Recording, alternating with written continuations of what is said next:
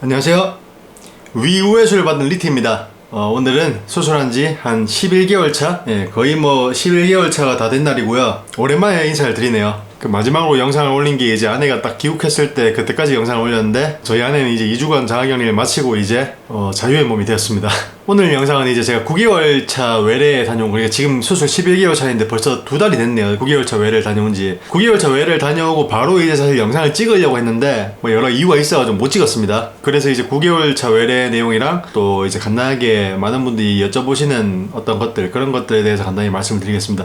이번 영상에서는 제가 이제 몸무게 관련해서는 말씀을 안 드리겠습니다. 몸무게는 제가 6개월 차 외래 갔을 때랑 9개월 차 외래 갔을 때랑 3달 차이인데 몸무게는 한 7kg밖에 차이가 안 나거든요. 그러니까 이제 3달 동안 7kg면 굉장히 적게 빠진 거죠. 그리고 그 뒤로도 지금 거의 몸무게가 바뀌지 않고 있어요. 지금 보면은 제가 이제 처음에 수술할 때 제 목표 몸무게가 85kg였는데 너무 빨리 달성을 할 것 같아가지고 80kg 줄이고 다시 75kg로 목표를 줄였잖아요. 그리고 75kg까지 목표를 줄였다가 75kg에 거의 다다랐을 때 제가 이제 요요로 인해 가지고 5kg 정도는 다시 찔 수 있다는 얘기를 들어가지고 70kg까지 찍고 다시 이제 최대 5kg 쪄가지고 75kg 정도로 유지를 하는 그런 계획으로 이제 70kg를 목표로 했고 몇 주 전에 69.1kg를 최저 몸무게로 해가지고 목표 달성은 했죠. 그 뒤로 이제 제가 이제 좀 빡세게 다이어트 하진 않고 그냥 평소대로 이제 먹고 싶은 건 다 먹고 있습니다.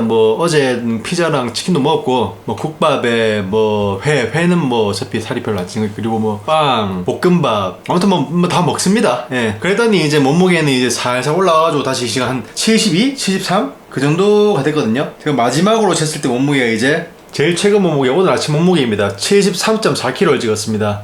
어제보다 조금 늘었네요, 몸무게가. 근데 여기서 왔다 갔다 합니다. 계속 이제 71kg에서 한 73kg 사이에서 계속 왔다 갔다 하더라고요. 어제는 제가 피자랑 좀 많이 먹어가지고 한 0.2kg 쪘는데 또 크래미 먹고 하면 좀 빠질 거예요. 아무튼 그래서 이제 장기간에 걸쳐가지고 몸무게 변화가 거의 없다 보니까 이제는 제가 몸무게에 관해서 크게 말씀드리는 거는 의미가 없을 것 같아요. 이제 거의 정책이거든요. 더 이상 빠질 것도 없고 찔 것도 없으니까 몸무게에 관해서는 별 언급을 하지 않도록 하겠습니다. 이번 영상에서는 아까도 말씀드렸듯이 많은 분들이 궁금해 하시던 것들 몇 개, 그리고 혈당, 당뇨에 관련해서 좀 말씀을 드리겠습니다. 일단 많은 분들이 궁금해 하셨던 거, 위우회수 환자는 수술 한 9개월 차쯤 되면은 밥을 얼마나 빨리 먹느냐, 이게 9개월 차 때 찍은 영상이긴 한데 아무튼 제가 보여드릴게요. 직접 요리하는 건 사실 양도 다르고 이제 레시피도 다 다르니까 정확하게 비교를 도와드리기 위해서 제가 이제 평소에 편의점에서 쉽게 접할 수 있는, 그리고 제가 좋아하는 라면 볶기라는 라면이 있습니다. 볶음라면인데 그거를 이제 먹는 시간을 제가 체크를 해봤어요. 먹으면서. 이거는 이제 지금 영상이 아니고 2개월 전에 찍은, 수술 9개월 차에 찍은 영상이거든요. 일단 한번 영상을 보고 오시죠.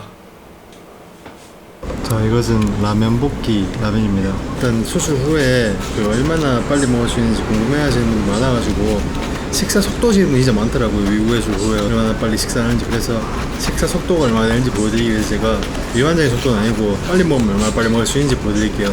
이 정도 양 아마 다 들어갈 거예요. 자, 타이머 시작하겠습니다. 준비 시작.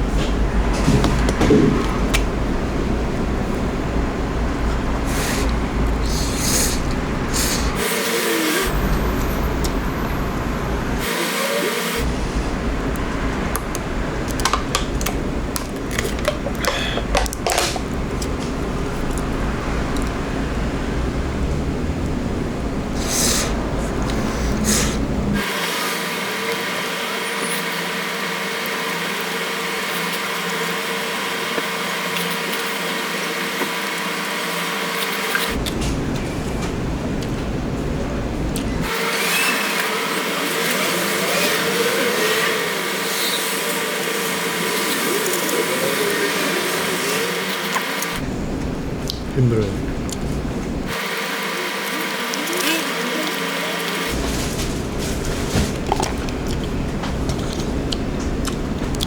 인정?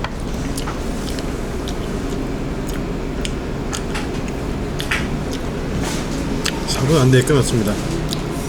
3분 50초 정도 걸렸네요. 예, 영상에서 보셨듯이 한 3분 후반대로 라면 한 그릇을 다 먹을 수 있을 정도로 빨리 먹으려면 빨리 먹을 수 있습니다. 이건 제가 이제 의식하고 조금 빨리 먹은 거긴 해요. 근데 평소에 제가 먹을 때도 저 정도 속도는 사실 저 정도보다 조금 느리게 먹거든요. 그래서 이제 위우회수를 하고도 밥 먹는 속도에 관해서는 크게 걱정은 안 하셔도 될 것 같습니다. 물론 너무 빨리 먹으면 이게 또 너무 빨리 막 내려와가지고 덤핑이 좀 올 수 있긴 해요. 덤핑이 올 수 있긴 한데 그건 본인이 경험하시면서 조금씩 조절하시면 되는 거고, 아무래도 이제 많은 분들이 이걸 궁금해 하셨던 이유가 사회생활을 하면서 이제 음식 음식을 다른 분들과 같이 먹을 일들이 많을 건데 너무 혼자만 음식 먹는 속도가 느리거나 그러면 이제 좀 불편한 부분이 있을 수 있어가지고 그런 걸 여쭤보시는 것 같아요. 먹는 속도는 사람마다 다르겠지만요, 근데 이제 위우회술은 빨리 먹을 수 있습니다. 예, 절제술이랑 다릅니다. 빨리 먹고 많이 먹을 수 있는, 제가 저거 라면 먹고 이제 지구 모양 젤리 그것도 하나 먹고 물도 좀 마시고 잘 들어가거든요. 음식은 보통 사람이 먹는 1인분 정도는 먹을 수 있다고 보시면 됩니다. 그리고 이제 혈당에 대해서 말씀을 드리겠습니다. 이번 영상의 주 내용입니다. 혈당에 관해서인데, 혈당이 이제 위우회술을 하면은 음식이 위장을 안 거치고 소장으로 바로 내려가는 이런 걸로 인해 가지고 공복 혈당이 굉장히 낮아지는 건 사실입니다. 그로 인해 가지고 평균 혈당도 낮아지고요. 그리고 음식을 먹어도 혈당이 올라가더라도 내려가는 속도도 굉장히 빨라집니다. 이거진 장점이라고 보기엔 애매하긴 한데 아무튼 장점이라고 봅시다 일단. 근데 그에 못지않은 단점이 있습니다. 일단 제가 이 말씀을 드리는 건 혈당에 관해서 여쭤보시는 분들도 많기도 하지만, 제가 너무 위우회술 환자로서 위우회술로 인한 이런 장점만 너무 설명해 드린 것 같아가지고 제가 무슨 뭐 홍보 대사가 된 것 같다는 분도 계시고, 사실 제가 막 사실 뭐 어떻게 홍보하려는 건 아니거든요, 위우회술. 근데 어쩌다 보니까 이제 저도 그 마음에 드는 이런 그 효과들이 많아가지고 설명해 드렸는데, 단점을 너무 얘기를 안 하는 것 같다는 말씀들이 많아가지고 이번엔 좀 단점에 대해서 얘기를 드리고 있는 겁니다. 공복 혈당 낮아지고 그로 인해 아주 평균 혈당이 낮아지는 거는 사실이고, 이거는 장점이라고 볼 수 있습니다. 근데 혈당 스파이크, 저희 교수님께서는 혈당 변동성이라는 표현을 말씀하시는데, 혈당 스파이크가 굉장히 심해집니다. 미친듯이 심해집니다. 진짜 어느 정도냐면요, 400을 찍었다가 2시간 만에 이제 정상 혈당으로 내려오는 경우도 있습니다. 얼마 전에 제가 이제 그 밖에서 야식을 먹은 적이 있었어요. 야식을 먹은 적이 있었는데 새벽 0시, 그러니까 이제 자정의 음식을 먹었거든요. 그날에 자정의 음식을 먹었는데 식후 1시간, 그러니까 1시쯤에 혈당을 쟀을 때, 식후 1시간이 보통 혈당이 제일 높죠. 식후 1시간에 419가 나왔습니다. 419라는 수치는 저는 살면서 한 번도 본 적이 없는 수치입니다. 굉장히 높은 거거든요. 이렇게 높게 올라간 적이 제가 살면서 아마 없을 겁니다. 물론 제가 항상 혈당을 쟀던 건 아니기 때문에 이거보다 높게 올라갔던 적이 있을 수도 있긴 합니다만, 일단 제가 재본 걸로는 이런 적이 한 번도 없었습니다. 1시간째에 419가 나왔다가 지금 보시듯이 15분 단위로 그 뒤로 쟀거든요. 제가 15분 단위로 411, 351, 273, 209, 165, 125, 91까지 떨어졌고요. 그리고 이제 많이 떨어진 거 확인하고 제가 잤습니다. 안심하고 잤는데 새벽쯤에 또 느낌이 오더라고. 이게 고혈당은 크게 느껴지는 게 없어요. 그러니까 조금 피곤하고 뭐 그러는 게 살짝 느껴질 수 있긴 한데, 크게 몸에 이제 뭔가 와닿는 게 없거든요. 근데 저혈당은 오면은 확실히 티가 납니다. 저 같은 경우에는 이날 새벽에 피가 서늘해지는 느낌이라고 해야 되나, 피가 막 차가워지는, 뭐 아무튼 굉장히 약간 소름 돋는 그런 느낌이 있어요. 저혈당이 올 때 특유의 그런 느낌인데, 그런 느낌이 느껴가지고 잠에서 확 깼어요. 깼는데 혈당을 재보니까 새벽 4시 20분, 그러니까 밥 먹은 지 4시간 반 뒤에 혈당이 52가 나왔더라고요. 아마 그 전에 그거보다 더 낮았겠죠. 낮았다가 점점 올라오는 과정 중에 제가 혈당을 체크를 한 건데, 저혈당이 오면 또 이제 덤핑 증세를 느끼거든요. 몸 느끼는데 굉장히 또 기분이 안 좋고 정말 무기력해지고 그런 느낌이라 가지고 좋지가 않습니다. 이런 느낌이 오면. 아무튼 지금 이 변화량을 보시면은요, 예를 들어 가지고 1시 15분에서 1시 30분 사이에 15분이 지났는데 60이 내려갔습니다. 1시 30분에서 1시 46분까지 또 15분이 지났는데 여기서 80이 내려갔습니다. 그 다음 70 정도가 내려갔고요. 혈당이 확 떨어지니까 인슐린이 잘 분비되는 거구나, 이거 좋은 건가 싶을 수도 있습니다. 근데 좋은 거 아닙니다. 이게 바로 혈당 스파이크가 심하다는 건데, 오르는 것도 빠르고 내려가는 것도 빨라요. 이게 천천히 올라가지고 천천히 내려가는 것보다 더 안 좋은 겁니다. 이게 거기에 대한 말씀을 제가 드릴게요. 일단 이번에 올해 초에 KBS 생로병사의 비밀이라는 프로그램이 있어요.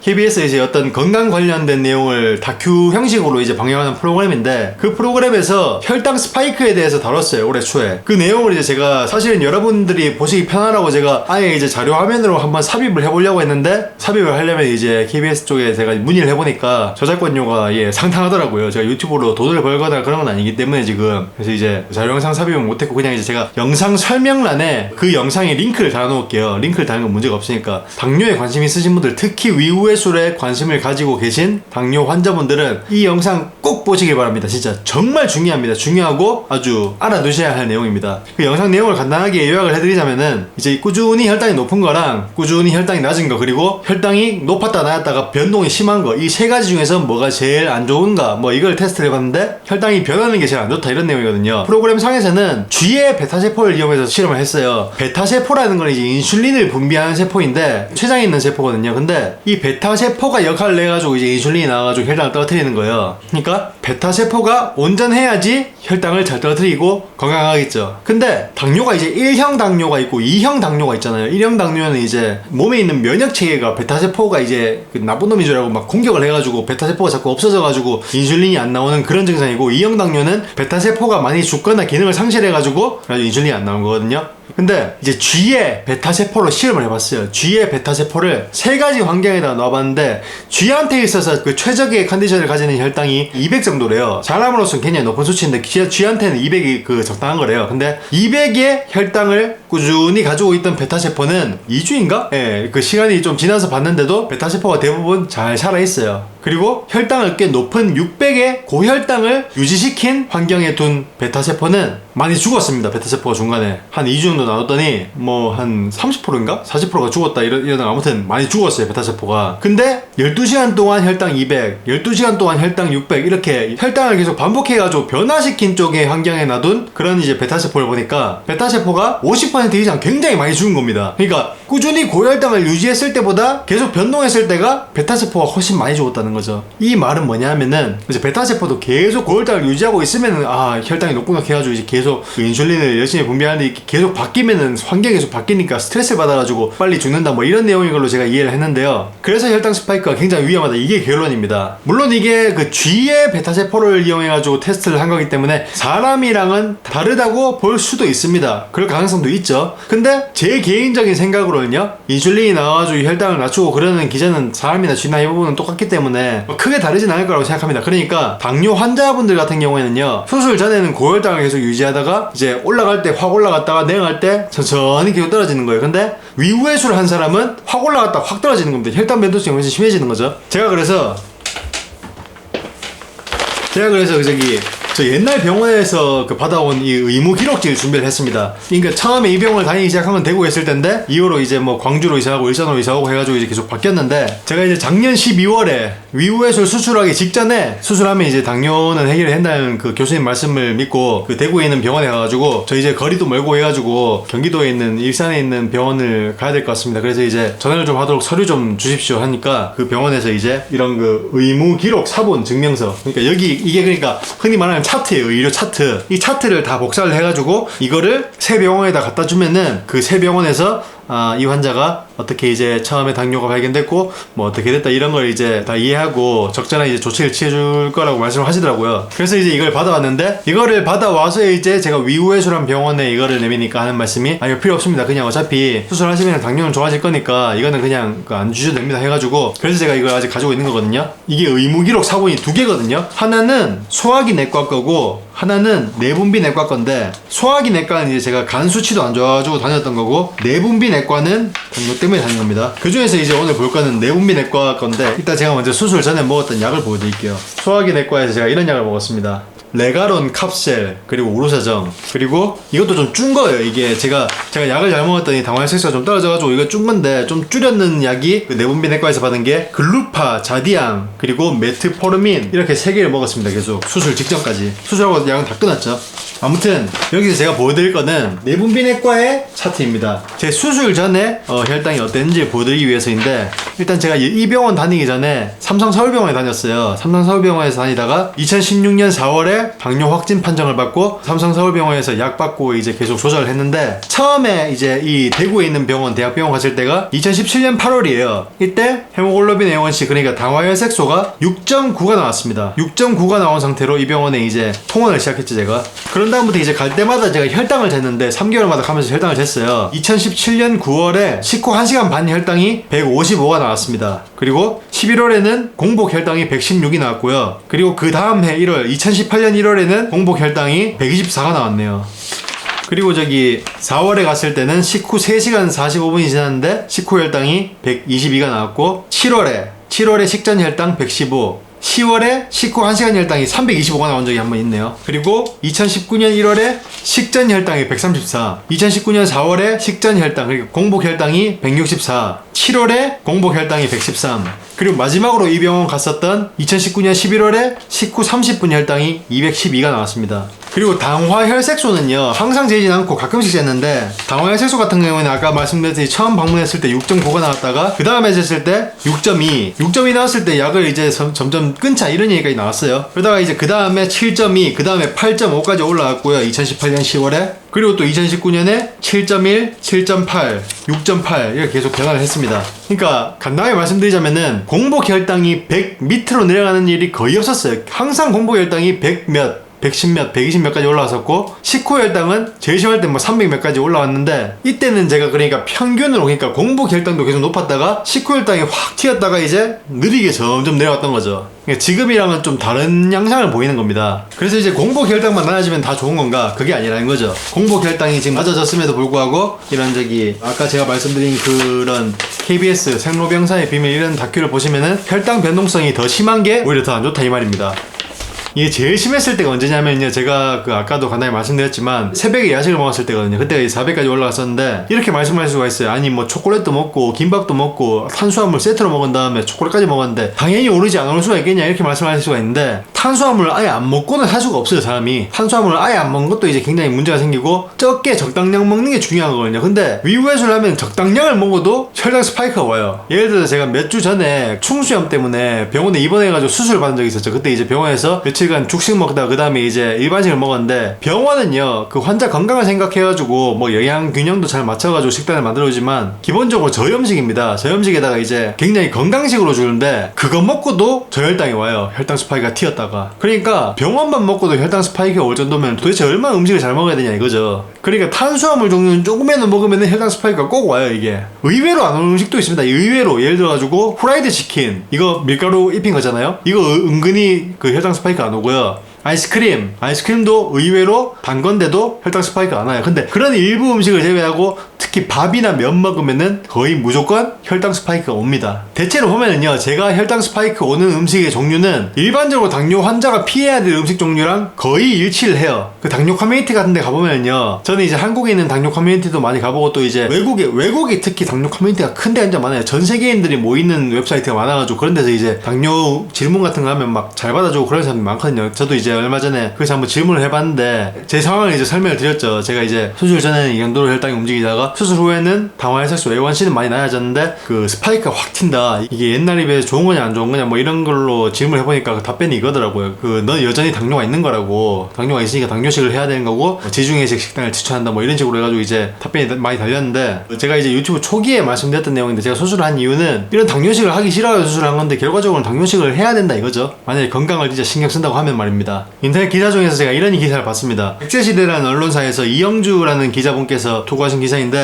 당뇨 환자 식단 Q&A 뭐 이런 내용입니다. 이 기사 내용을 보시면요, 당뇨 환자에게 쌀밥은 나쁘고 보리밥은 좋은가? 보리밥은 쌀밥보다 섬유소가 많이 들어있어서 당의 흡수를 지연시키고 공복감을 덜어주는 역할을 하지만 당질 식품이기 때문에 많이 먹어도 되는 건 아니다. 당뇨에 좋다는 토마토 마음껏 먹어도 되는지? 토마토는 식물학적으로 채소이지만 당뇨인한테는 과일로 봐야 된다. 왜냐하면 당질 함량이 높기 때문인데 토마토도 반드시 적정량만 섭취를 해야 된다. 고구마가 당뇨에 좋은가? 고구마는 당지수가 감자보다 낮지만 당지수가 낮은 음식이라도 너무 많이 섭취하면 좋지 않다. 당뇨 환자식은 설탕보다 꿀을 사용하는 게 나은가? 꿀은 설탕과 달리 과당으로 이루어져 있어가지고 천천히 혈당을 올리지만 열량은 설탕과 같다. 그리고 과당은 포도당보다 당뇨병의 만성 합병증을 일으키는 혈관 손상률이 7.5배 정도 더 높다. 그래서 꿀도 조심해야 된다. 과일은 얼마나 먹을 수 있는가? 과일은 탄수화물 함량이 많아가지고 과도하게 섭취하면 안 된다. 고기는 어떻게 먹어야 되는가? 고기는 지방을 다 빼고 먹어야 된다. 땅콩은 간식으로 먹어도 되는가? 땅콩 같은 경우에는 건강에 좋은 불포화 지방산이 많지만 지방이 많기 때문에 하루 한 숟가락 분량만 먹어야 된다. 당뇨병에 좋은 음식은 무엇인가? 당뇨병에 특별히 좋은 음식은 없다. 특정 음식을 더 먹어서 당뇨병이 나을 수는 없다. 가끔 건강보조업체에서 당뇨에 좋다고 홍보하는 경우가 있는데 근거가 없는 얘기다.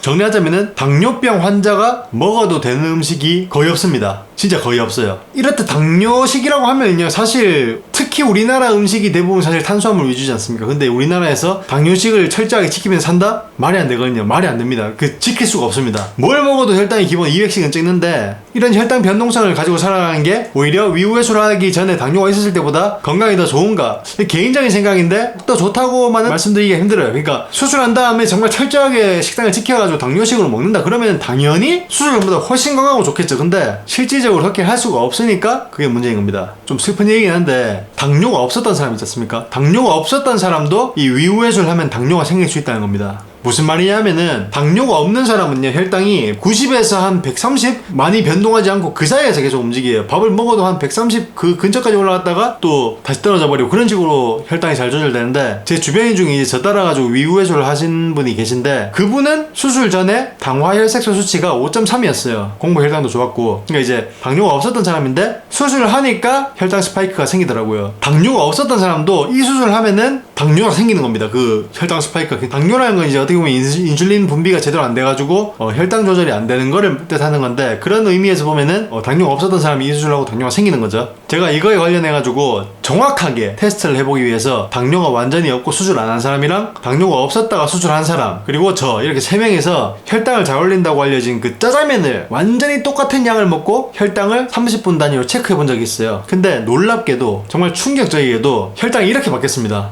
저도 이제 혈당 스파이크가 있었죠. 저도 짜장면 먹고 식후 30분에 205, 식후 1시간에 210이 나왔는데 당뇨가 없었는데 위후회수를 받은 그분도 이제 30분째 212, 1시간째 184 그리고 확 떨어집니다. 수치가. 근데 보세요. 여기 보면 이제 당뇨가 없는 사람 그리고 수술도 안 한 사람은 혈당이 130위로 안 올라갑니다. 짜장면을 먹었는데도요. 그러니까 이제 당뇨가 없었던 사람도 수술을 하면은 당뇨가 생긴다. 안 좋게 말하면 당뇨가 생기는 거고 뭐 그나마 좀 포장을 하자면은 혈당 조절에 좀 장애가 생긴다 이거죠. 그래서 제가 이제 단순히 살만 뺄 목적으로 위후회수를 하는 거는 좀 고민을 해보는 게 좋다 이렇게 말씀을 드린 거고 물론 제가 이제 실험을 해본 게 표본이 적습니다. 딱 3명밖에 없는데 근데 이 내용은 제 위후회수를 집도하신 그 교수님께서 카페에 올린 내용도 보면은요 그런 내용이 있습니다. 수술 전에 당뇨가 없었던 사람도 수술을 하고 나서 특정 음식을 먹으면은 혈당 스파이크가 온다고 말입니다. 그쪽은 이제 더 정확하게 됐죠. 왜냐면 그쪽은 연속 혈당 측정기를 착용을 하고 잰 거기 때문에 일주일 동안 먹는 음식을 다 재셨더라고요. 한번 보면 이제 굉장히 막 확 올랐다 확 내려가더라고요. 아무튼 위후회술의 단점이라고 하면 그런 단점이 있습니다. 그리고 또 하나 단점은 이제 빈혈인데요. 빈혈이라기보다는 그 직립선 저혈압 아무튼 그 누워있다 일어날 때 앉아있다 일어날 때 이럴 때 이제 막 어지러워가지고 넘어지려고 하는 거 있잖아요. 그런 게 교수님한테 여쭤보니까 나중에 이제 식이조절 끝나고 좀 잘 먹게 되면은 없어진다고 들었거든요. 근데 없어지지가 않는 것 같아요. 이게 계속 생깁니다. 특히 저혈당이나 빈혈이 겹치면은 진짜 완전 지옥이거든요. 그거는 비타민도 잘 챙겨 먹고 있고 요즘에 이제 영양소도 잘 섭취를 하고 있는데도 불구하고 자꾸 빈혈이 오는데 이것도 위후회술이 어떻게 보면은 굉장히 불편한 점이죠.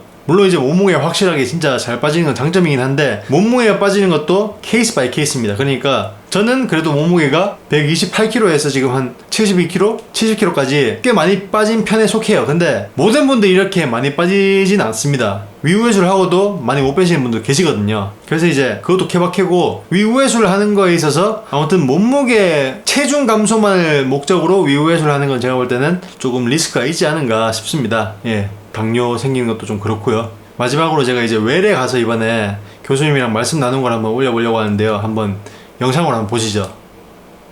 네. 예, 그래서 제가 이제 유튜브로 계속 뭐 살 빠지는 근황이나 아니면은 뭐 식단 어떻게 먹는지 이런 거 계속 올리고 있잖아요. 네네. 최근에 제가 이제 그 설명 영상을 몇 개 올렸는데 이게 뭐 댓글 다시는 분들 중에서 이제 뭐 걱정하시는 분들 계세요. 그래서 뭐 위내시경이 안 된다 이런 걱정하시는 분들이 좀 많아가지고. 그건 이미 환자한테 제가 설명을 드렸던 부분이고. 예, 제가 그래서 그 부분에 대해서 우리가 환자들한테 정보를 전달할 때 저같이 전문가라고 하는 사람이 일반인들은 알 수 없자 접할 수 없는 정보들을 계속 접할 수 있는 여유가 있잖아요. 그런 사람들이 자기가 입맛에 맞는 정보를 딱 쌓아요.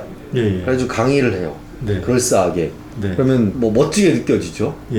근데 그 속내용을 들여다볼 수 있는 사람이면 예를 들어서 뭐 중국에서의 1년짜리 데이터 나라를 무시하는 건 아니라 뭐 1년짜리 데이터, 2년짜리 데이터를 꺼내가지고 우회술의 나쁜 점을 다 끌어모아요. 그럼 우회술은 나쁜 수술이에요. 그죠? 제가 무슨 얘기들인지 이해를 하시겠죠?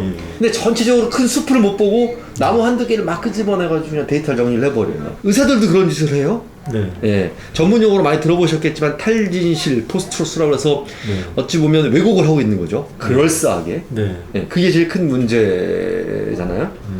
네. 예, 자 남아있는 위에서 위암이 생기는 거에 대해서는 사실은 문제는 문제일 수 있습니다. 예. 예, 부정하진 않겠습니다. 거기는 남아있는 위에 내시경 진입이 안 되죠. 예, 그렇죠. 우리나라가 위암 발병 1등인 나라입니다. 네네. 예, 환자분한테 저기서 위암이 생길 가능성에 대해서 100% 배제할 수 없다는 건 분명히 맞는 얘기입니다. 네네. 다만 역사적으로 볼 때 수술이 시작된 게 1960년대 초반부터 시작해서 네. 복강경이 보편화된 1990년부터 시작하면 지금까지 적지 않은 숫자가 시행이 됐는데 네. 그리고 올해 2013년까지는 우회술은 지금도 마찬가지고요. 네. 전체 비만 수술의 거의 한 60에서 70%가 우회술이었었어요. 로아이 타입에. 네. 환자와 똑같은 수술. 네네. 그런데 남아있는 위에서 위암 발병이 아무리 보호가 적다 할지라도 14케이스예요. 네네. 이걸 과연 의미를 둬야 되느냐라고 저는 생각을 한 건 사실이에요. 예. 굉장히 드문 일이죠. 남아있는 부위가 내시경 불가능한. 불가능한 부위죠. 그러니까 어려운 부위가 불가능하진 않아요. 예. 가능은 해요. 가능은 하지만 정기 검진을 못 해요. 네. 매년 들어갈 수는 없으니까. 네네. 네. 이 정도의 위험이 있어요. 이게 과연 많은 건지라고 한번 생각을 해볼 필요가 있다는 생각을 사실 한 게 사실이었던 건 사실이에요. 네네. 그렇지만 과학을 하는 의사 입장에서 제일 중요한 거 검진은 검진이어야 돼요. 검진을 할 수 있느냐 없느냐는 말을 저한테 질문한다고 그러면 답변은 분명히 검진이 어렵습니다라고 답변을 드려야 되는 건 맞는 얘기라는 거는 짚고 넘어가겠습니다. 네. 다만 어찌됐건 위암 발병의 주된 원인이 음식물과의 컨택이기 예. 때문에 네. 분리가 돼서 남아있는 위에서 예. 음식물과 컨택이 떨어진다고 그러면 예. 분명히 위암 발병이 뚝 떨어지는 건 이미 증명이 된 부분이고 네네. 두 번째는 그러면 그래도 생길 수 있는 사람은 어떻게 할 거냐? 사실은 어렵습니다. 어려워서 저 환자들이 이 14명의 환자들을 잘 돌이켜봤더니만 증상들이 있더라고요. 네. 호소하기 전에 증상들이 있어서 이 증상들을 호소할 때 간과하지 말고 적극적으로 검사를 해라 밖에는 말씀을 드릴 수가 없는 건 사실입니다. 사실 그런 이유 때문에 제 카페를 잘 보셨는지 모르겠지만 여전히 저도 우회술을 하고는 있지만 네. 이제 12장 우회술하고는 좀 더 변형된 술식을 네. 어쩔 수 없이 저도 여러 가지 방법들을 적용하고 있는 건 사실이에요. 네네. 거기까지는 말씀을 드릴 수가 있고요. 네. 두 번째는 이제 혈당에 대한 얘기입니다. 네. 자, 우선 크게 아까도 말씀드렸지만 크게 짚고 넘어갈 것 중에 하나가 이런 비만 수술이 2019년 1월 1일 날 급여가 됐고요. 예. 당뇨 수술은 2018년 7월에 먼저 보험이 됐습니다. 그것도 수매절제술하고 로아이 타입의 위우회술 두 가지에 대해서만 나라에서 2018년 7월 12일 날 먼저 보험이 됐어요. 그 보험이 된 배경, 국민의 세금이 들어가는 것이다. 일입니다. 그렇죠. 예, 왜 먼저 보험이 됐는지라고 하는 걸 하나 말씀을 드리면 당뇨가 완치돼서도 아니고요. 다른 것도 아니고 톡 까놓고 얘기해서 첫 번째는 비용 대비 효과입니다. 네, 환자분이 지금 나이 26에 당뇨를 앓고 있었습니다. 당뇨의 자연경과를 생각했을 때 환자분이 나을 가능성은 없습니다. 네. 그죠? 약도 많이 드시고 계셨고 예. 진행이 되면서 쓰시는 약값의 60%를 누가 내죠? 나라가 냅니다. 예. 중간중간에 하는 혈액검사나 합병증 검사를 진행을 합니다. 그 다음에 시간이 지나면 이제 안과에서 망막 변성이 오기 시작을 하고요. 네. 단백뇨가 나오기 시작을 하면 투석을 시작합니다. 네. 예, 그 비용 만만치 않습니다. 그죠? 예. 근데 수술을 하면 어찌됐건 완치 또는 약을 줄이는 건 입증이 되어 있습니다. 예. 그래서 비용 대비 효과예요. 솔직하게 얘기해서. 그렇죠. 예. 그래야지 이래 국민 세금이 덜 들어가는 거예요. 환자분한테. 네. 예, 그게 하나가 있고 두 번째 가장 중요한 부분이죠. 사실은 환자분이 오래 삽니다. 예, 혈당 스파이크고 날리고 간에 네. 제일 중요한 부분에 하나 네. 잊지 말아야 될 거는 인슐린 요구량 감소에 의한 생존율 증가. 이거는 그냥 너무 많이 증명이 돼 있어요. 그냥 이거는 한두 명의 얘기가 아니라 수십만 명의 대규모 데이터가 워낙 여러 개가 나와 있어요. 뭐 굳이 언급을 하실 거면 2007년에 미국의 유타주라고 하는 곳에서 네. 위우회술을 시행한 9,000명과 동일한 나이, 성별, BMI를 매칭한 수술하지 않은 9,000명 환자를 7년간 경과 관찰을 했더니만 7년 뒤에 수술한 쪽이 사망률이 40% 감소했습니다. 그 감소에 가장 큰 영향을 미친 거는 당뇨 합병증 감소로 인한 뇌졸중과 심근경색이 줄어들어서 네. 두 번째는 유방암하고 대장암 발병이 줄어들어서 네. 그 환자들이 40% 생존율이 감소했습니다. 네. 그 데이터들은 차고 넘치게 많습니다. 그게 나라에서 급여를 하게 된 가장 큰 기준이었다는 거 하나 하고요. 또 하나는 혈당 스파이크 부분은 인정합니다. 예, 우회술 환자에서 수술을 했을 경우에 혈당의 출렁거림이 유문이 없는 상황이니까요. 네. 유문이 없는 상황 때문에 음식 종류에 따라서나 아니면 그간 개인의 특성에 따라서 설령 야채만을 드셨다 할지라도 혹시나 화학 첨가물 들어있었을 경우를 감안하면 샐러드에 어떤 그런 소스 같은 거에 혈당의 출렁거림이 있을 수 있으면 인정합니다. 단점이긴 하나 그 단점이 당화혈색소의 안정적인 유지를 넘어설 만큼은 아니에요. 좀 어려운 얘기를 드렸어요. 사실 저도 알고 있는 내용입니다.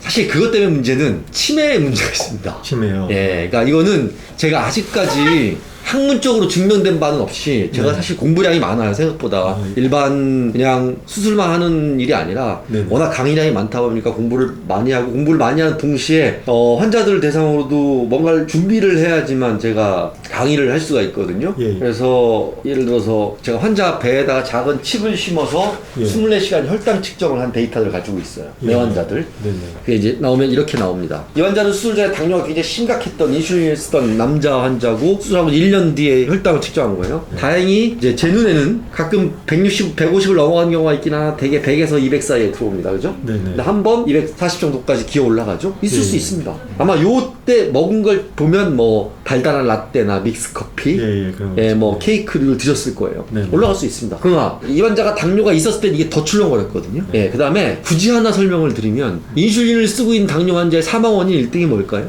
글쎄요. 예, 저혈당입니다.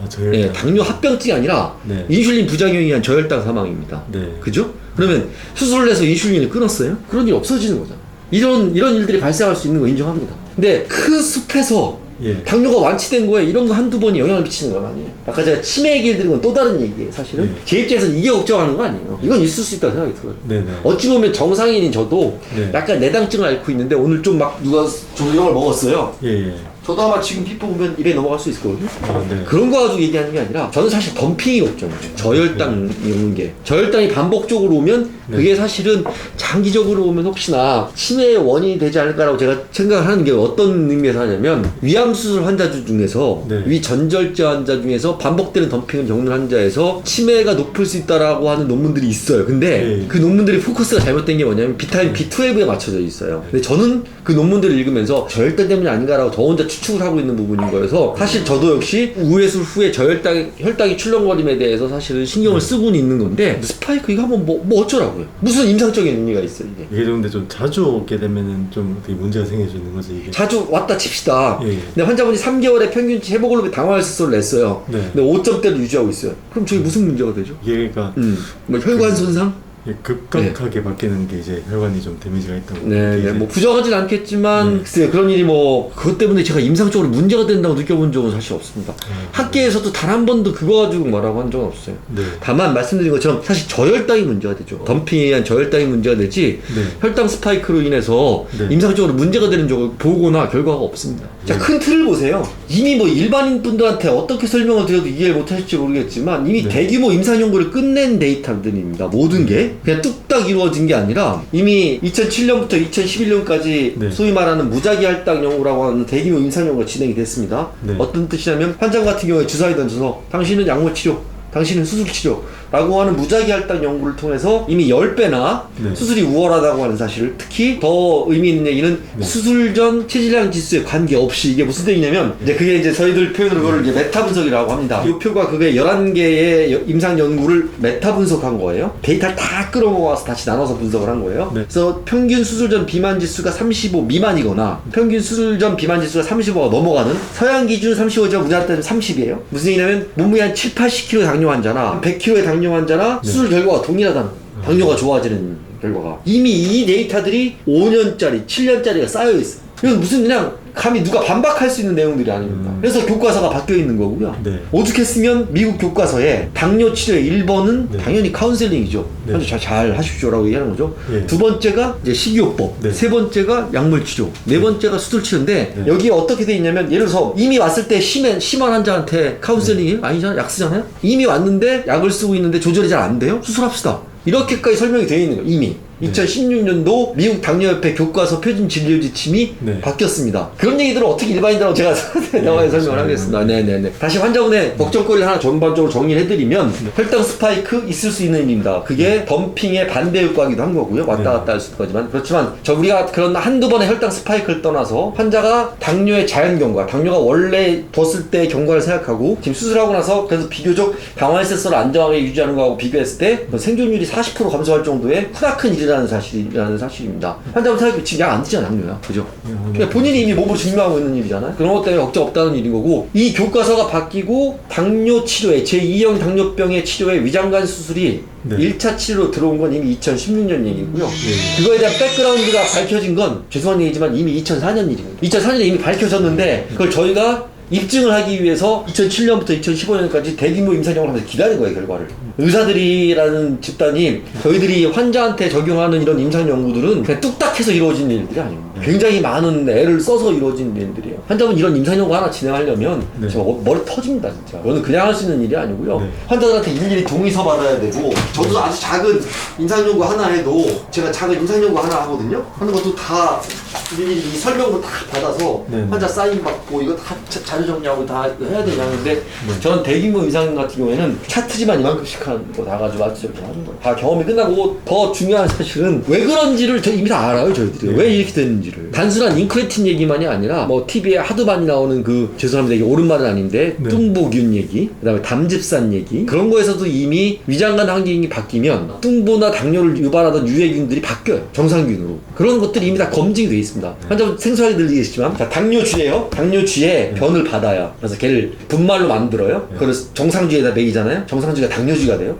더 웃긴 얘기 거꾸로 하면, 건강한 쥐에 변을 받아서 거기서 프로바이오틱스하고 프리바이오틱스를 분리를 해낸 다음에 그거를 뚱뚱한 쥐한테 먹여요. 그러면 그 뚱뚱한 쥐가 날씬해져요. 이런 데이터들이 나온 게 언제인 줄 아세요? 한 15년 전 얘기예요. 15년 전인데 그걸 임상화를 하는데 국제가스는 아직도 성공을 못한 거예요. 성공을 못했는데, 그런 백그라운드 데이터가 어디 있었냐면 우회수 환자의 변을 받아봤더니만 이 환자가 수술 전에 없던 좋은 균들이 변에서 나와요. 그것도 이미 증명이 된 거고, 제일 중요한 사실 인크레틴 효과는 이미 2004년에 검증이 끝난 내용입니다. 일반 분들이 반박할 수 있는 논리가 없는 상황입니다. 사실 그런데 제가 염려하는 거는, 이런 거에 댓글을 다시는 분들이 예를 들면 지금 그런 게 있습니다. 아까 제가 말씀을 잠깐 드렸는데, 전문가 집단이 수술의 나쁜 면을 들춰내고자 논문 정리를 하면 가능합니다. 그 다음에 우회술에서 있어서의 단점들, 제가 이제 12지장 우회술 얘기를 좀 쓰려고, 사실 저도 이제 그놈의 남아있는 유해 내시경 진입 안 되는 문제 때문에 12지장 우회술을 사실 시작을 작년에 급여가 되면서 시작을 했고, 지금 거의 우회술하고 동등한 정도 퍼센트로 수술을 하고 있습니다. 그러니까 위절제가 한 60%, 우회술이 15%, 그 다음에 12지장 우회술이 한 15% 정도를 하고 있습니다.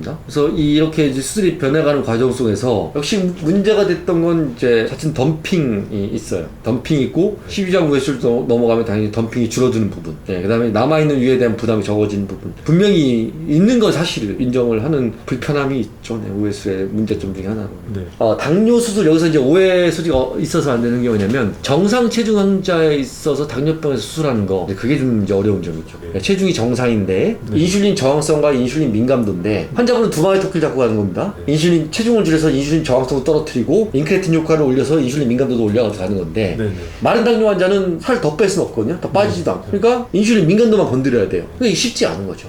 당뇨의 원인이 워낙 많은데, 간도 일부 역할을 하고 근육도 일부 역할을 하는데, 딸랑 위장관만 움직여가지고 당뇨를 치료하겠다, 쉬운 일이 아닌데 그런 걸 시도한 나라들이 많죠. 우리나라도 했습니다. 실패했죠. 마른 당뇨는 그러면은 좀 뭐 그러니까 마른 당뇨 수술 방법에 대해서도 고민을 좀 해야 돼.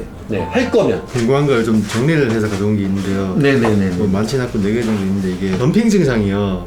아직까지 좀 생기고 있거든요, 이게. 근데 이제 전에 듣기로는 한 6개월 정도 지나면 대부분 없어진다고 들었는데, 이게 지금은 이제 뭐 제가 물론 최근 3개월 동안 많이 먹었어요. 뭐 예를 들어서 막 떡볶이도 먹고 케이크도 먹고 많이 먹었는데, 왜 그러셨어요? 그게 이제 좀 이제 제가 시험 준비하고 스트레스 좀 받아 보니까 이제 좀 먹기 시작했는데, 그때마다 덤핑이 거의 뭐 고정적으로 오더라고요. 특히 이제. 근데 그것도 실제 혈당을 재보셨나요? 혈당을 잰 적도 있고 안 잰 적도 있는데. 쟀는데 얼마나 오셨는데? 쟀을 때는 뭐 저처럼 200몇 나올 때도 있고. 덤핑이면 50 미만이 덤핑이에요? 혈당이 안 내려가는 덤핑도 있지 않나요? 그러니까 그거는 임상적으로 별 가치가, 그러니까 덤핑 증후군이라고 하죠. 말 그대로 병이 아닙니다. 유문이 없어지고 소작물이 음식물을 쏟아지면서 나타나는 하나의 후유증 내지는 증후군이에요. 환자분 당뇨병하고 다운 증후군하고는 다른 겁니다. 그죠? 다운 증후군 자체는 병이 아니에요. 그죠? 일련의 현상들을 묶어놓은 겁니다. 덤핑 증후군 속에 수많은 증상이 있어요. 가슴이 벌렁벌렁, 등에 식은땀이 나는 것도 있고, 심한 무기력감도 있고, 배를 쥐어짜는 통증 있고 다 있습니다. 사실 나머지 부분은 환자가 좀 불편할 수 있으나 환자한테 무슨 큰 문제를 일으키지 않는데, 저희 입장에서 제일 중요한 덤핑은 저혈당이에요. 저혈당. 50 미만으로 떨어지는. 저 50 미만으로 떨어진 적은 한 번도 없긴 했는데. 그럴 수밖에 없는 게, 덤핑 실제 위험한 덤핑은 환자분한테 안 와요. 이유는 위험한 덤핑이 오는 경우는 세 가지인데요. 첫째, 수술전에 당뇨가 없는 환자. 두 번째, 여자 환자. 세 번째, 체중 감량이 아주 많은 경우. 네. 이게 짬뽕돼 있는 환자가 심각한 덤핑이 와요. 그래서 제가 많지 않다라고 말씀을 드리는 게 전체적으로 심각한 덤핑은 대개 1% 미만이거든요. 네, 그러니까 환자분이 말씀하신 덤핑 하는 거는 네. 솔직히 말씀드리면 인터넷에 너무 무제한 정보들이 잘못된 정보들이 너무 많이 흩어져 있어서 생긴 일들이에요. 그러니까 위암술 하신 분들이 맨날 덤피였어 하니까 사실 그 덤피 중에 반은 막힌 증상이에요. 너무 빨리 들려서 생긴. 그걸 덤피라고 표현을 해버렸어요. 그러니까 인터넷 커뮤니티나 이런 사이트에서 뭐 위암술 하신 분들 모임, 암술 하는 모임들에서 덤핑이라는 용어 자체가 좀 오해가 된 거죠. 실제로 덤핑은 인슐린 과분비, 더 어렵게 얘기하면 인크레틴 시스템이 활성화됨에 따라 생기는 인슐린 과분비로 인한 저혈당이 덤핑입니다. 저희들에는 덤핑이라고 안 하고 죄송해요, 한국말이 없어요. 저희도 한국말이 없다 보니까 저희들도 그냥 저희들끼리만 쓰는 거죠. 그냥 저희들은 이렇게 얘기해요. 학계에서 PHH라고 하는 포스트프란디아 하이퍼인슐리네믹 하이퍼글라이세미아, 그래서 인슐린 과분비가 생기는 거죠. 이게 반증이에요. 우회수를 하고 나서 당뇨가 좋아진다는 거에 대한 반증이거든요. 정상인 환자는 인슐린이 잘 분비가 되는데 우회수를 하고 나서 더 좋아진 거예요, 이게. 그래서 저혈당이 생기는 경우입니다. 네, 생기는데 이런 거죠. 저혈당이 생기는 거예요. 예. 네, 이게 50m로 떨어진 환자들이 생깁니다. 네네. 그래서 제가 그러면 이게 저혈당이 동반되지 않으면 그럼 아무튼 뭐 임상적으로 위험한 건 아니죠. 위험한 건 없습니다. 네네네. 본질은 불편한 게 있어요. 인정하는데 환자한테 문제가 되는 건 없습니다. 네. 제가 그래서 그 불편한 게 좀 그래서, 왜냐면 제가 그 어제까지 여행을 갔다 왔는데 여행 가서 또 뭘 먹으면 또 계속 이동을 해야 되는데 이제 무기력해지고 하면 또 막 차 안에서도 막 뭔가 막 정신없고 그런 게 생기잖아요. 그래서 제가 그런 점이 불편해가지고 혹시 이게 저혈당 말고요, 제가 말씀드린 이런 이제 불편함을 동반하는 증상은 이거는 쭉 이어지는 건가요? 아니면은 언젠가 나중엔 그러니까 이제 저희들도 이거에 대해서 제대로 검사를 할 수 있는 방법이 있으면 좋은데 덤핑의 증상들이 이렇게 많은 증상들이 있어요. 단순한 불안감부터 시작해서 땀이 난다, 가슴이 뛴다, 심지어는 환자가 말씀하신 것처럼 무기력해진다, 머리도 살짝 아프고 어지럽고 뭐 등등의 일들이 있습니다. 검사하는 방법들은 여러 가지가 있지만 지금 학문적으로 제일 좋은 거는 일반 식사를 하면서 혈당을 재는 방법이죠. 아까 말씀드렸듯이 배에다 침을 씹어서 24시간 측정하는 방법도 있고, 그다음에 이제 아니면은 이제 죄송합니다, 믹스드 밀 톨러런스 테스트라고 해서 그냥 환자 여기다가 주사발 하나 꼽아놓고 30분 단위로 피를 뽑는 거죠. 밥 먹고 계란 프라이 먹고 밥 먹은 다음에 30분, 1시간, 1시간 반, 2시간, 2시간 반, 3시간 피를 뽑는 방법. 그 방법들을 해서 연구를 해보면 전체적으로 보면 9% 정도가 생겨요. 9% 정도가 생기는데 그 9% 중에서 불편감을 느끼는 환자는 얼마 안 돼요. 그래서 토탈 100명으로 따지면 1명 안팎이라고, 1%라는 표현이 그런 의미예요. 임상적으로 보면 저혈당이 생기는 환자는 9%까지 되죠. 저는 그게 걱정인 거예요, 사실. 저는 이제 그걸 고민하고 있는 사람인 거고, 그러니까 위우회수를 제가 하는 입장에서는. 근데 실제 임상적으로 문제가 되는 거는 1% 미만 저혈당에 빠지는 거는. 그래서 여기 들다 말았는데, 그래서 그러다 보니까 제가 이걸 제대로 검사할 수 없다 보니까 할 수 없이 저는 이제 피드백이라는 걸 받는 거거든요. 덤핑이 심하고 저혈당이 심하던 분들이 1년째 만나고 2년째 만나서 제가 여기 기록을 남겨놓으니까 어떠세요? 그러면 이제 좀 덜해요. 3년째 만나고 선생님 괜찮아요. 이렇게 되다가 제가 그랬었던 것처럼 한두 가지 음식에는 끝까지 남는 사람들이 있어요. 대표적인 게 이제 팥빙수, 뭐 냉면 종류, 칼국수, 말씀하신 떡볶이도 마찬가지고요. 그런 것 때문에서는 그런 것만 먹으면 덤핑이 온다고 하시는 분들은 있어요. 환자분들 그럴 가능성이 높죠. 일반적인 음식에는 조금씩 좋아지다가 적응을 하니까 그러다가 이제 한두 가지 음식에 나올 수 있는 거고요. 여기서는 정말 들으시면 속상할 얘기인데 그래도 치료는 음식 조절밖에 없어요. 환자분이 덤핑이 오는 음식을 잘 정리해서 안 드시는 게 제일 좋은 치료예요. 그거는 뭐 어쩔 수 없는 일입니다. 그래서 실제로 조금 번거롭지만 이렇게 식사일기라는 걸 쓰게 해보면 답은 생각보다 금방 나와요. 일주일만 잘 정리하면 원인을 찾는 건 가능해요. 그리고 제가 어느 날 공복혈당이 한번 하루긴 한데요. 하루 118이 나온 적이 있었거든요. 그게 8시간 이상 공복하고 어쨌건 그래서 이상해가지고 그 다음 날부터 공복혈당을 계속 재고 있는데 그 다음에 또 뭐 80, 뭐 90몇 이렇게 계속 또 정상으로 나오다가 또 하루 딱 115 나왔다가 또 그 다음 날 뭐 또 80 이런. 집에서 재는 기계잖아요. 예. 그게 정도 관리가 된 기계일까요?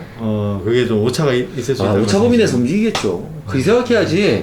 환자분 너무 그 순간순간의 혈당에 대해서 글쎄 너무 일희일비하지 않으셨으면 좋겠고, 일단은 앞으로는 뭐 6개월에 한 번 정도 혈액검사 하시겠지만 이 혈액검사의 당화혈색소를 그냥 좀 믿으시는 게 어떨까.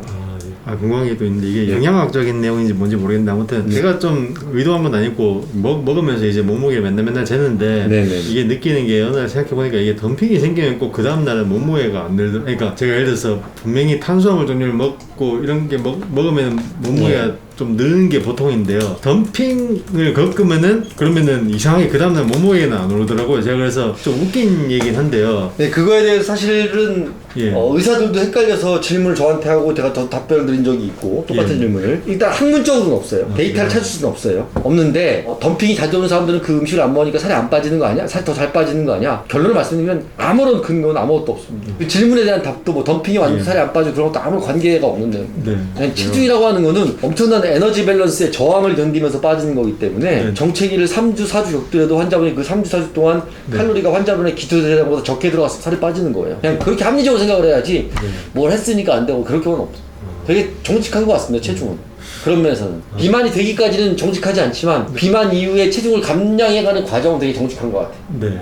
아니, 왜냐면 제가 이제 이게 왜 궁금하냐면요. 이게 그 덤핑이라는 게 원인 중에 하나가 이제 음식이 너무 빨리 내어가지고 그러는 게 원인 중에 하나잖아요. 덤핑이. 아니라고 말씀을 드렸는데 이제 그게 어려워서 모르시는 걸 뿐인데요. 예, 그게 아닙니다. 아까도 말씀드렸지만 본인도 알게 모르게 인크레틴 시스템이 활성화된 게 덤핑입니다. 전혀 일반인들이 상상할 수 있는 내용들이 아니에요. 아, 그래요? 예, 그러니까 죄송하지만 네네. 그건 모르는 얘기예요. 아, 너무 어려운 얘기들이 뭐냐면 사실은 이런 덤핑이 왔어요. 근데 그 인크레틴을 블록하는 약들이 있어요. 블록하면 덤핑이 없어져요. 그러니까 네. 환자분이 아는 내용이 죄송하지만 이거는 네네. 굉장히 전문적인 내용. 그리고 또 마지막으로 궁금한 게 하나가요. 빈혈이요. 네. 점점 더 심해지는 것 같은데 이게요. 그러니까 그건 가능성 있죠. 예, 옛날에는요. 제가 그냥 누워있다 일어날 때 좀 그랬었고 뭐 앉아있다 일어날 때는 별로 안 그랬는데 오늘 피 검사를 해요 그러면? 예, 근데 이제 네. 전에 강원 선생님한테 여쭤보니까 한 5년 앉아있다가 일어나더라고요. 근데 요즘에는요. 앉아있다가 일어나는데도 자꾸 네, 환자분들이 많은 분들이 이제 기립성 저혈압과 빈혈을 혼동하시는데 환자분은 사실은 지금 빈혈은 아닐 가능성이 높습니다. 사실 남자 환자가 빈혈 오는 게 흔치 않거든요. 예, 앉아있는 것도 솔직히 좀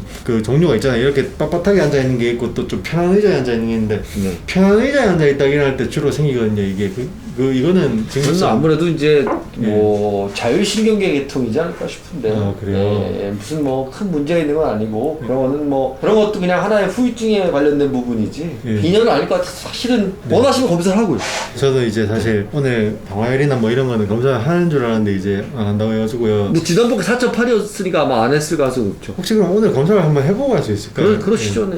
그 제가 이제 뭐 고지혈증이나 간수치나 네. 이런 것도 종합적으로 한번 검사를 네, 받아보려고 네, 네, 하는데 네, 네, 네. 지금 검사하고 그 내일이나 모레 전화 네, 하세요. 네. 예, 한번 좀 검사를 그럼 충분히 하겠습니다. 예, 그렇게 좀 이걸로 그럼 그 빈혈 수치 이런 것도 확인이 되는 거죠. 네네, 그럼요. 궁금한 거는 제가 다 질문을 네, 했네요. 그럼. 알겠습니다. 그리고 또 한 가지만 더 여쭤볼게요. 제가 지금 마지막으로 왔을 때 3개월 전에 왔을 때 체중이 77인가 그랬었는데요. 지금이 73인가 72인가 73입니다. 네네. 예. 그러면 이제 3개월 동안 한 4kg 빠진 건데요. 그러면은 덜 빠진 거 맞죠, 이번에는? 아, 그만 빠지셔도 됩니다. 빼도 돼요? 저의 목표가 예. 비만 지수 27이 제 목표인데 환자분 이미 23이에요. 너무 많이 빠졌어요. 그러니까 당연히 어질어질하죠. 그러니까 좀 죄송한 얘기지만 그냥 네. 일상적인 식사를 하세요. 하실 수 있는 선에서. 근데 그 그러면- 일상적인 식사라는 게 환자분하고 저하고 생각이 다를 수는 있어요. 네. 저는 사실 편의점이 없던 시대에 살았고, 예, 인스턴트가 없던 시대에 살았습니다. 지금도 그냥, 저는 이제 다른 건강상의 문제로 아침에 고구마 반 개, 두부 부쳐서 한 서너 개, 버섯 볶은 거 한두 개, 그리고 뭐 주스 한 잔. 점심도 거의 비슷하고 저녁에 청국장에 밥 한 그릇 먹고 사는 게 제 인생인데 그냥 일상 뭐 친구들 만나 있어 저도 뭐 술도 마시고 뭐 식사하고요. 그러니까 환자분도 그 중간중간에 다른 것만 없었으면 좋겠습니다. 교수님 보시기에 지금 73kg 정도 되는데 이 정도면 뭐 체중 감량으로 네, 그만 빠지셨으면 좋겠습니다. 그만 빠지시면 이제 한 5, 6개월 지나면 그런 어지러운 저녁 같은 건 싹 사라집니다. 근데 전에 듣기로는 수술 이제 그 체중 다 빠지고 거의 필이 여유가 다시 온다고 제가 들었는데 너무 신경 안 쓰시고 지금 그냥 너무 잘 하고 계시거든요. 모든 게 너무 잘 되고 있고 교양 증상도 없고 그럼 충분합니다. 나와서 안내해드리겠습니다. 네네. 예, 영상에서 보셨듯이 저희 이제 위우예술 하신 집도하신 교수님 말씀으로는 그런 정도의 이제 혈당 스파이크는 크게 걱정할 일은 아니라고 합니다. 그리고 그 추가적으로 제가 겪고 있는 증상 몇 개에 대해서 질문한 거에 대해서 답변을 해주셨는데 아무튼 저는 기본적으로 이제 의학 지식이 없는 비전문가이고 전문가의 말씀을 이제 어느 정도는 따르는 게 좋기 때문에 제가 이제 전문가분께서 이제 말씀하신 내용을 충분히 삽입을 했고요. 제가 영상에서 말씀드린 혈당 스파이크나 이런 내용은 사실 비전문가 입장에서 말씀드리는 뭐 경험상의 내용들이기 때문에 수술에 관련된 상담은 이제 그 전문가인 의사 선생님이랑 하시는 게 제일 좋습니다. 이 영상의 결론은 뭐 여러분들이 내리실 거고 제가 이제 따로 결론을 내리진 않겠습니다. 위우예술 해가지고 혈당 스파이크가 생기는 게 안전하지 않다 뭐 이런 내용은 사실 뭐 제가 판단할 수 있는 내용이 아니고 이제 아주 함부로 말씀드릴 수 없는 내용 같고요. 제가 말씀드린 내용이랑 저희 교수님께서 이제 말씀하신 내용이랑 이렇게 이렇게 종합적으로 보시고 판단을 하셨으면 좋겠습니다. 아무튼 오늘 영상도 봐주셔서 감사하고요. 제가 이번 영상을 2번 찍었어요. 이걸 처음에 다 찍었다가 나중에 편집하면서 보니까 이게 그 문제가 있어가지고 찍은 게 내용이 그래가지고 다시 찍은 건데 지금 영상 길이가 어느 정도 되는지 모르겠는데 찍은 시간은 실제 영상 길이보다 훨씬 길어요. 이게 제가 중간중간에 이제 말 실수하는 부분도 있고 그런 부분을 편집하고 하다 보면 훨씬 더 길게 촬영을 해야 되는데 와 진짜 이게 힘드네요 진짜 영상 찍는 게. 아무튼 제가 최근에 영상을 잘 안 올리고 있는데요. 사실 저는 뭐 요즘에 그냥 계속 일하면서 지내고 있어가지고 딱히 영상 올릴 게 또 없기도 합니다. 그리고 식단도 뭐 옛날처럼 아주 타이트하게 지킨다기보다는 그냥 이제 치킨도 먹고 뭐 볶음밥도 먹고 피자 뭐 떡볶이 이런 거 다양하게 먹고 있어가지고 제가 또 유튜브 영상을 올리면 어떻게 그 위우회수를 하신 다른 분들한테 모범을 보여야 되는데 사실은 별로 그렇지 못한 것 같아요. 사실 내용 올리기가 좀 그렇네요. 이런 내용들은. 그래도 다음에 또 어떤 뭐 여행 가거나 그런 일이 있으면 한번 영상을 올려보겠습니다. 오늘 영상도 봐주셔서 감사하고요. 다음 영상이 있을지 모르겠지만 다음에 영상을 또 올리게 된다면 그때 한번 뵙겠습니다. 봐주셔서 감사합니다. 고맙습니다.